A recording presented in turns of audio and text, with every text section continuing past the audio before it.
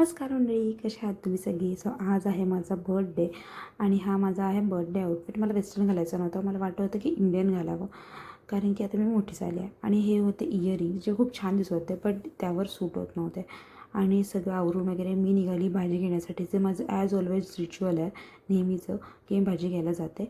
आणि बड्डेच्या दिवशीसुद्धा ते करणं भाग होतं.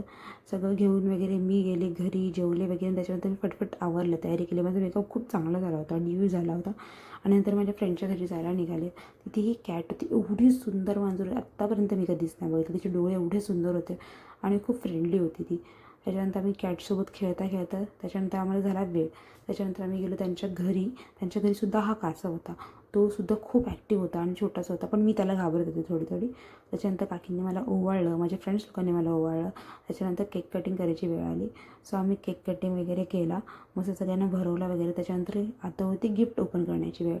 सो त्या लोकांनी मला हे गिफ्ट दिलं होतं, जे एकदम सिम्पल होतं, पण खूप माझ्यासाठी खूप म्हणजे बोलतात ना, एकदम ओव्हरवेल्मिंग होतं की मला त्या लोकांनी गिफ्ट दिलं. हीच खूप मोठी गोष्ट आहे. खूप छान होतं, त्यांनी त्यांचे एफर्ट्स घेतले होते. I love it. आणि त्याच्यानंतर मी माझा मेकअप बघत होते. खूप चांगला झाला होता माझा मेकअप, एकदम ड्यू वगैरे खूप छान दिसत होती माझी स्किन. पहिल्यांदा बड्डेच्या दिवशी एकदम छान झालं होतं. त्याच्यानंतर आम्ही उनो खेळत होतो आणि जो उनो एकदम फिक्स्ड होता. खूप चीटर होते हे सगळे मिळालेले सगळे. मुद्दा मला 4, 6 + 2 वगैरे टाकतात सगळे. हा तर मुखिया हा. सो असा होता माझा बर्थडे पार्ट 1. पार्ट 2साठी लाईक करा, शेअर करा आणि सबस्क्राईब करा. थँक्यू.